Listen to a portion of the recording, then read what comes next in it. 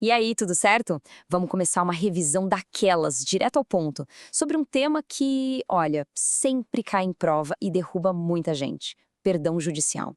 O nosso objetivo aqui é passar pelos pontos essenciais para garantir aquela questão. A pergunta na tela é essa e a meta é exatamente essa, né? Chegar no final dessa nossa conversa com total segurança para não só acertar, mas para gabaritar qualquer questão que apareça sobre perdão judicial. Então, vamos nessa! Para começar, a gente precisa afirmar a base, o conceito fundamental. É dominar isso aqui que vai ser a primeira defesa contra as pegadinhas que as bancas adoram colocar. Então, olha só, o ponto crucial é o seguinte: o crime aconteceu, tá? A autoria e a materialidade foram todas comprovadas. Mas, por uma autorização que está lá expressa na lei, o juiz simplesmente não aplica a sanção penal. É uma exceção bem poderosa no nosso sistema. E, claro, a primeira coisa que a prova vai tentar fazer é confundir tudo. Dá uma olhada nessa tabela.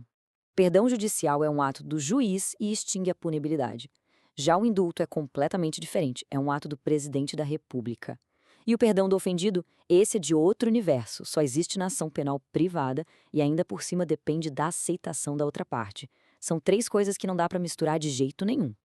Beleza, agora a gente vai mergulhar um pouco mais fundo, na parte mais técnica. São as regras do jogo que precisam estar, na ponta da língua no dia da prova. Esse esquema aqui é ótimo para fixar. Primeiro, a natureza jurídica é causa de extinção da punibilidade. O grande bizu aqui é lembrar que o crime existiu, ok? Segundo ponto, não é uma escolha, não é se o juiz quiser, se os requisitos estão ali, preenchidos, ele tem que conceder, é um poder-dever. E terceiro, a regra de ouro, só cabe se a lei permitir expressamente. O rol é taxativo, é fechadinho. E que casos são esses que a lei prevê? Bom, esses aqui são os campeões de audiência em concurso. O exemplo clássico de manual é o do homicídio culposo, quando o próprio crime já é uma punição devastadora para o agente. Pensa no pai que atropela o filho sem querer. A mesma lógica vale para a lesão corporal culposa e para alguns crimes de trânsito.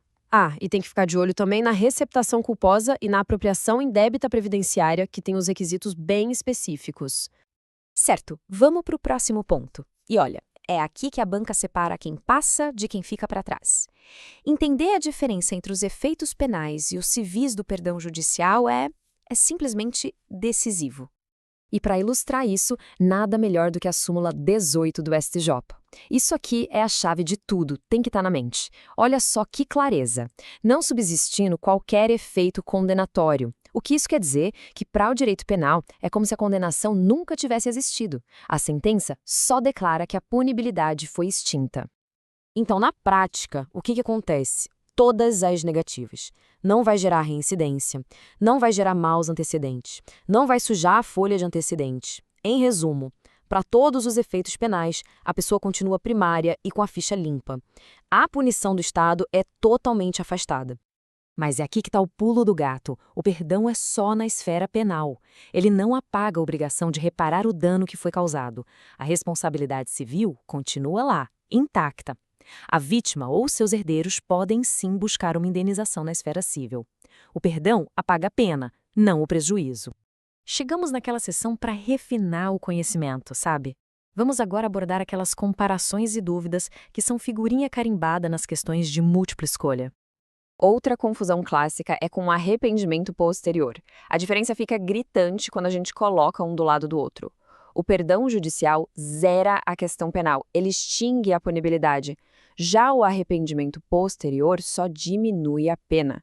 No arrependimento existe condenação e existe pena, ainda que menor.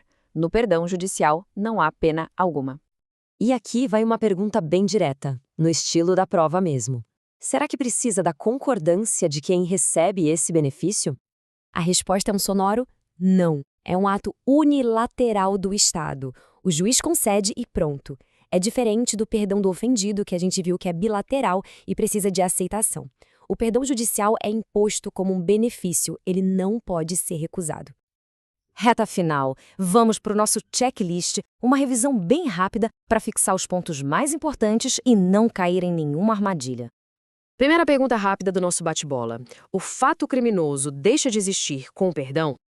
Não, e essa distinção é fundamental. O fato criminoso é reconhecido na sentença. O que o perdão elimina é só a punibilidade, a punição do Estado. Tem que lembrar disso. O crime existe, a punição é que deixa de existir. Segunda pergunta do nosso checklist. O juiz precisa ser provocado pela defesa para poder conceder o perdão? Sim, ele pode. Na verdade, ao verificar que os requisitos legais estão todos ali presentes, o juiz pode e deve conceder o perdão de ofício, sem precisar de nenhum pedido da defesa. E para fechar com chave de ouro, o resumo de 30 segundos. Anota isso. Natureza extingue a punibilidade. Efeito penal, nenhum. A pessoa continua primária, conforme a súmula 18. Efeito cível, continua valendo, não impede a indenização. A aceitação não precisa. E a regra principal, só quando a lei prevê expressamente. Com esses 5 pontos, a chance de errar a questão é praticamente zero. E para encerrar, fica uma reflexão. O perdão judicial a gente dominou, mas o artigo 107 do Código Penal tem vários outros incisos. Qual deles costuma ser o maior desafio na hora de estudar? Pensar sobre isso é o próximo passo para uma preparação ainda mais completa. Bons estudos!